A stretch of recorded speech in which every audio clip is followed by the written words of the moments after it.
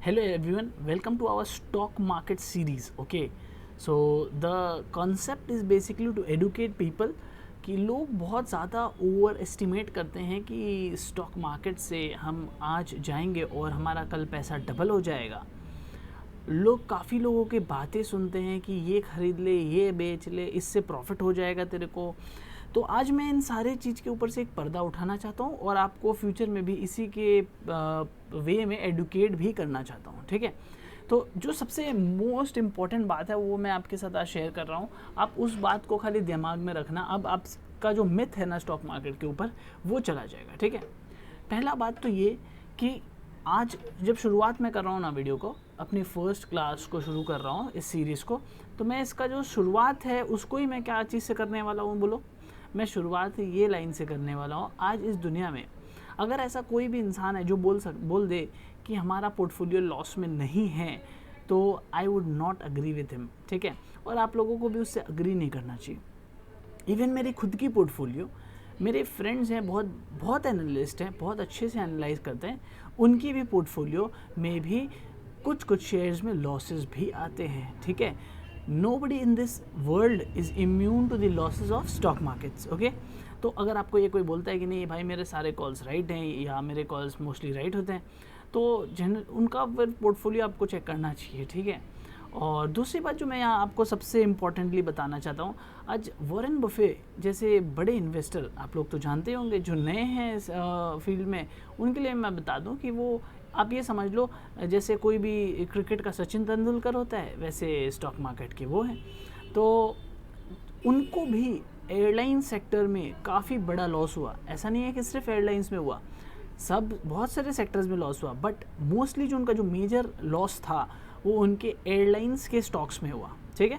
तो इसका मतलब क्या दर्शाता है ये कि everyone in this world can be wrong. तो कोई आपको बता दे कि ये ले लो और ये बेच लो, never go on his advice.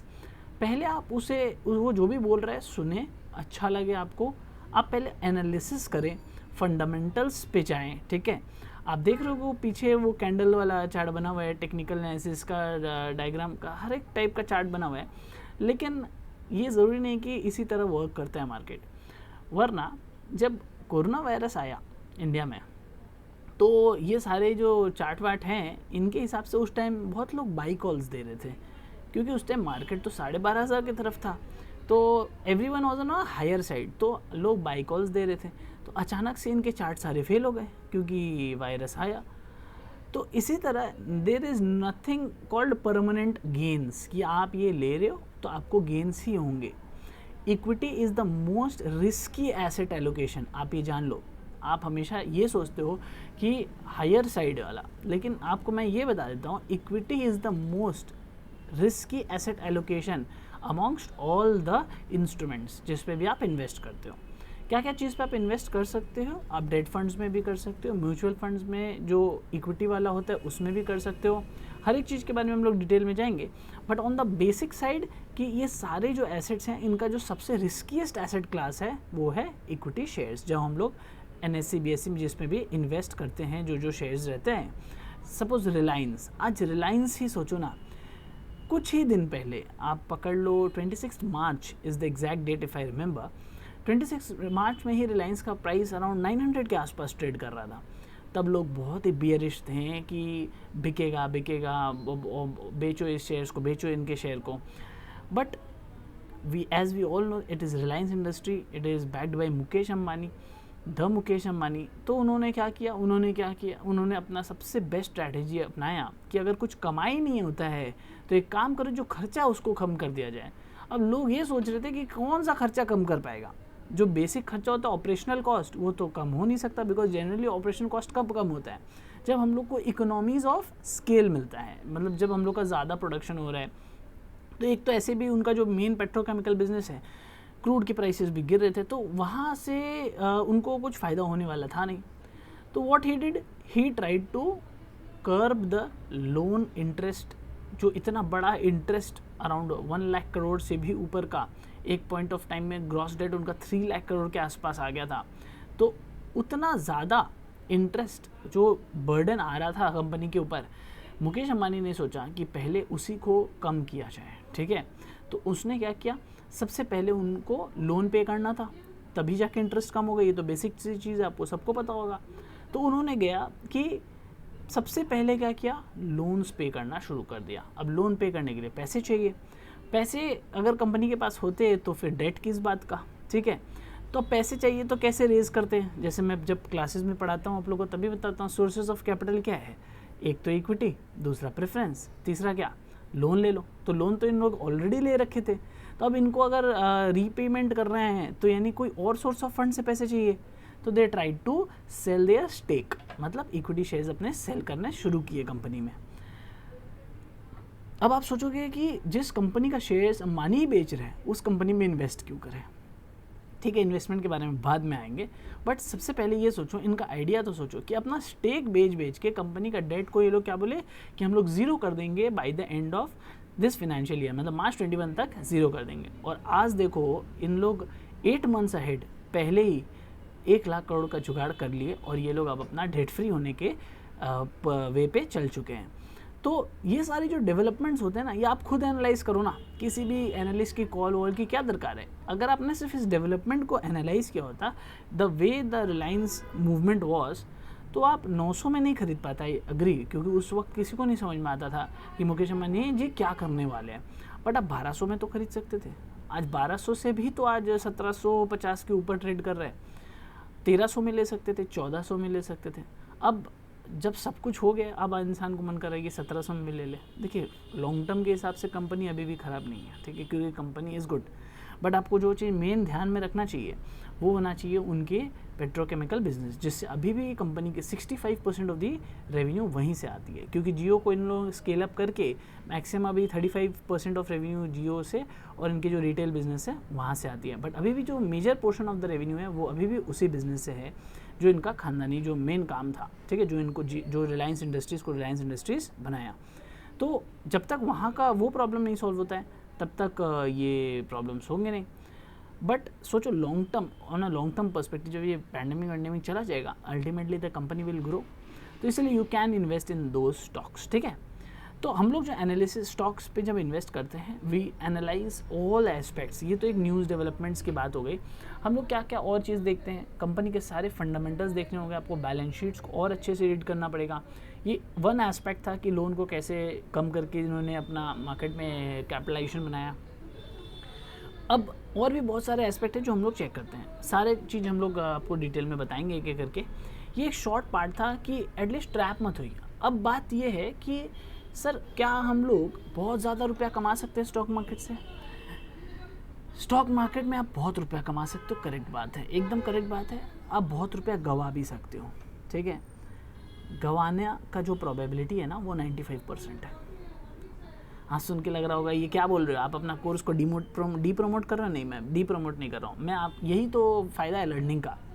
Learning doesn't mean that you will learn and start earning the next day. Learning means that you will learn today and save the money you could have lost. क्या learning means saving the method in which you save the money which you could have lost, ठीक है।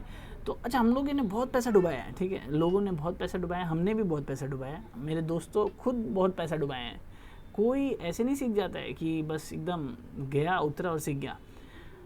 You have to learn। अगर हम देखो, हम लोग की अगर रास्ते से आपको सीखना है डूब के तो आपकी मर्ज़ी है, डुबा लो, लाखों करोड़ों हैं आपके पास, डुबा लो। बट अगर आपको ये करना है कि हम ऐसा कुछ मेथोडोलॉजी से सीखें और जिससे हमारा एटलीस्ट अगर हम 100 रुपये लगाते हैं, हम एक्सपेक्ट कर रहे हैं कि मेरा 100 रुपया 130 रुपया हो जाए, अच्छी बात है। बट मेरा ये सबसे बेसिक प्रिंसिपल होना चाहिए कि मेरा जो हार्ड एंड 100 रुपया है वो 75 ना हो जाए, 95 ना हो जाए, 85 ना हो जाए, वो नीचे ना जाए। तो उसके लिए डाउनसाइड प्रोटेक्शन के लिए वी नीड टू लर्न। अब किसी भी हम लोग कौन सा देखिएगा, एक और चीज़ मैं आपको बताता हूँ जो सबसे बेसिक क्या बोलते हैं, एक क्या बोलते हैं कैरेक्टरिस्टिक होता है एक नॉर्मल ट्रेडर्स का, जो आपकी एज में होते हैं। आपकी एज में मैं एज्यूम कर रहा हूँ ये वीडियो कौन देख रहा होगा, यंग पीपल्स देख रहे होंगे, जो यूथ जिसको सीखना है, जिसको इंटरेस्ट है, जो चाहते हैं कि हम अपने दोस्तों के साथ बैठ के हम भी सीखें। तो मैं उम्मीद कर रहा हूँ वो लोग ही देख रहे होंगे। उन लोग क्या देखते हैं, शेयर का प्राइस। शेयर जहाँ 1 रुपया से लेके 10 रुपया के बीच में है, वो तो लगता है कि वही तो जीवन है हमारा, वही शेयर है। अरे छोड़ो ना, 1500 रुपया का रिलायंस एक शेयर आएगा, वही 1500 रुपया में हम 10 रुपया वाला कितना शेयर ले लेंगे रे बाबा, ठीक है। ऐसे मत करिए। आपको 2000 कंपनी मिल जाएगा जो 1 रुपया से 10 रुपया में चल रहा है, 1 रुपया से 30 रुपया, 40 रुपया, 50 पैसा में चल रहा है, ठीक है। बट वो सब कंपनी उस रेंज में क्यों चल रहा है उसकी भी आपको कारण जाननी चाहिए, राइट। कि कोई, अब सोचो ना, क्लास में आप स्कूल में जाते हो, कोई बहुत ही बेकार स्टूडेंट है, मतलब वो उसका नंबर नहीं आता है। अब उसका नंबर नहीं आ रहे हैं तो उसका कोई कारण है ना, कि आप बोलोगे नहीं नहीं नहीं नहीं यही स्टूडेंट, अब इसी के ऊपर लगाने से मेरे को फ्यूचर में रिटर्न होगा। आप किसके ऊपर लगाओगे पैसा? अगर आपको बोलूँ आपको पैसा लगाना है तो आप किसके ऊपर लगाओगे? ओबियसली आप टॉपर पे लगाओगे। Topper is your large cap. अब समझो बात, मार्केट कैपिटलाइजेशन के बारे में कुछ बात बताते हैं ना। What is market capitalization? जो हम लोग पैसा लगाते हैं ना, तो इससे कंपनी का मार्केट कैपिटलाइजेशन बढ़ता रहता है, मतलब इतने लोगों ने मार्केट में कंपनी के ऊपर पैसा लगाया है। सो जो टॉपर बंदा होता है क्लास में हमारा, दोज आर लार्ज कैप्स, मतलब सबसे ज़्यादा जो लोग पैसा किस पे लगाएगा? ऑब्वियस बात है, बड़ा वाला जो टॉपर है उस पर ही लगाएगा। तो रिलायंस इज़ अ टॉपर। तो ये हो गया लार्ज कैप, मतलब जो जिसके ऊपर सब लोग पैसे ऑलरेडी लगा के रखे हैं। अच्छा, वो ज़्यादा ग्रो कर सकता है क्या? सपोज लार्ज कैप है, ठीक है, उसका कितना आता है? 95 आ रहा है, 100 में 95, एग्जाम में जा रहा है 100 में 95 ला रहा है, वो मैक्सिमम कितना ग्रो कर सकता है? 95 से ना 98 आ सकता है, 99 आ सकता है, 100 आ सकता है। 5 मार्क्स का ग्रोथ पोटेंशियल है, ठीक है। देखो मज़ा समझना, बहुत इंटरेस्टिंग है ये, लास्ट का 4 मिनट बहुत इंटरेस्टिंग है। वो मैक्सिमम कितना कर सकता है? 5 मार्क्स, ओके। अब सोचो, जो एक एवरेज स्टूडेंट है, एवरेज स्टूडेंट 80 के आसपास लाता है। अब वो 80 वाला स्टूडेंट कितना ग्रो कर सकता है? 20 ग्रो कर सकता है। This is called the mid cap, ठीक है, this is called the mid cap shares. Mid cap shares क्या हो गए? जो कम स्टेबल है और ग्रोथ पोटेंशियल्स है, ठीक है। एक हो गया जो 60 के पास ला रहा है, यानी, और इसमें कितना ग्रोथ का चांस है? 40 का ग्रोथ का चांस है, ठीक है। मतलब ऑब्वियस बात है, आप लार्ज कैप से अगर लार्ज कैप तक भी अगर पहुंच जाइए तो भी कितने का चांस है इसके पास? 35 का एक्स्ट्रा कमाने का चांसेस है। तो अगर आप इसमें पैसा लगाते हो तो 35 तक कमा सकते हो।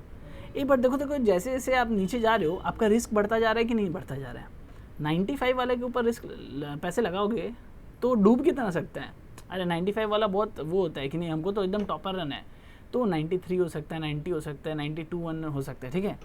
80 वाला वो थोड़ा सा और नीचे जा सकता है, 70 तक जा सकता है, राइट। और जो 60 वाला है उसका उतना भरोसा नहीं है, अभी ग्रो करके 60 तक पहुंचा है। ये भी हो सकता है वो 40 हो जाए, बट ग्रोथ पोटेंशियल भी तो देखो, ये भी हो सकता है वो 100 या 95 के आसपास पहुंच सके, क्योंकि उसमें ग्रोथ पोटेंशियल है। और जो हम लोग सब, मतलब जो जनरली मार्केट में जो सब शेयर लेता है, वो जो 1 से के 10 रुपया वाला, ठीक है। मेरे फ्रेंड लोग भी अगर ये वीडियो देख रहे होंगे तो उनको ये समझ में आ रहा होगा कि जो बेसिक मिस्टेक हम लोग बचपन में करते थे, कि 1 से लेकर जो 10 वाले जो शेयर ज़्यादा होते हैं वो क्या होते हैं? वो पेनी स्टॉक होते हैं, वो फालतू स्टूडेंट, ठीक है। क्लास में है, मतलब देखो स्टॉक मार्केट और क्लासरूम में है ना, स्टॉक मार्केट NSE BSE में है, वो लिस्टेड है तो है, लेकिन क्या वो ग्रोथ होगा? अब तुम खुद इमेजिन करके रखो, अपने क्लास के वो स्टूडेंट्स, क्या लग रहा था उनका ग्रोथ होगा या अभी भी होने का चांस है? तो 2000 पेनी स्टॉक्स मतलब जिनका ऑलमोस्ट बहुत हालत ख़राब है और आगे कुछ होने का उम्मीद नहीं है, ठीक है। तो इसी तरह आप लोग ये थोड़ा एनालाइज करिए कि अगर आप, अच्छा देखो, एक तो ये हो गया क्लासरूम वाला बात, मज़ा आया होगा होपफुली। अब ये सोचो कि जब हम लोग क्लासरूम से एक बार बाहर आ जाते हैं और आ जाते हैं कि एक स्टॉक का रिटर्न्स के ऊपर, हाँ, कि जो लोग सोचते हैं मेरे को रिटर्न चाहिए। देखो, आप 1500 का शेयर एक ही खरीद लो। अरे सपोज रिलायंस खरीद मत लेना कल जाके, अभी कोई मेरा रिकमेंडेशन नहीं है, उल्टा पुल्टा मत मान लेना कि रिलायंस है रिकमेंडेशन है, ये कोई रिकमेंडेशन नहीं है रिलायंस। ऐसे बहुत सारा शेयर है, हमको हॉकिंस कुकर भी बहुत अच्छा लगता है, तो ये कोई रिकमेंडेशन नहीं है, ठीक है। बट हम क्या बोलना चाह रहे हैं कि देखो, जब तुम वो खरीद लेते हो, कोई भी शेयर खरीदते हो, ठीक है, आप ये देखा करो मेरा पैसा कितना ग्रो हो रहा है। अरे कोई भी चीज़ जो बढ़ेगा वो परसेंटेज वाइज ही बढ़ेगा, तो आप ये देखा करो, अगर आप 100 रुपये लगाया, 10% अगर बढ़ा, फिर वो चाहे 10 रुपये वाला शेयर बढ़ा, चाहे वो 1500 रुपये वाला शेयर बढ़ा, 10% अगर बढ़ा तो आपका 100 रुपये 110 ही होने वाला है। ये नहीं है कि आपका ज़्यादा नंबर ऑफ़ शेयर्स खरीद लिए तो मेरा पैसा कुछ ज़्यादा बढ़ जाएगा। परसेंटेज रिटर्न देखा करो तो आप ज़्यादा कंफर्टेबली अच्छे शेयर्स को खरीद पाओगे। वरना क्या करोगे, आप 100 रुपये लेके जाओगे और जाके सीधा उठा लोगे वो पेनी जो लास्ट आता था बच्चा, उसके ऊपर पैसा लगा दिए पैसा डूब गया, ख़त्म, चले जाओ घर। तो पैसा को प्रोटेक्ट करना बहुत ज़रूरी है।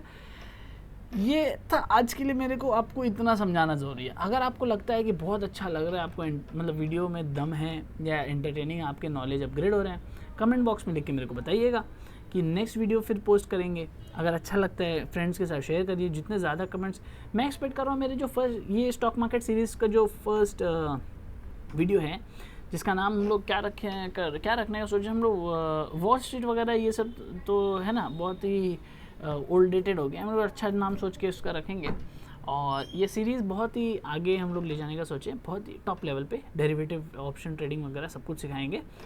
तो इसको अपने फ्रेंड लोग के साथ बहुत अच्छे से ना शेयर वेयर करिएगा। अगर हमको लगेगा कि हाँ लाइक्स और कमेंट्स बहुत अच्छा आ रहे हैं, इस पर अब अपडेट्स आ रहे हैं, और आपको लगता है कि जो ऑलरेडी यूट्यूब फ्रेटर्निटी में है उनसे कुछ अलग हट के ये वीडियो आपको लगा, तो ज़रूर मेरे को बताइएगा। हम लोग फिर और एक एक करके फिर ना सीरीज़ चालू करेंगे, एक एक करके टॉपिक वाइज वीडियोस को हम लोग बनाएंगे, ठीक। और जो हम लोग के क्लासरूम क्लासेस जो अभी चलते हैं, ऑनलाइन क्लासेस जो चलते हैं, वो तो चलेंगे अलग से। ये only for your knowledge government and to at least protect your money if not earn it, okay. क्योंकि ये तो बेसिक सा 15-16 मिनट का क्लिप्स रहता है। एन्जॉय किया होगा तो ज़रूर से शेयर करना अपने फ्रेंड्स को। Till then take care and bye bye.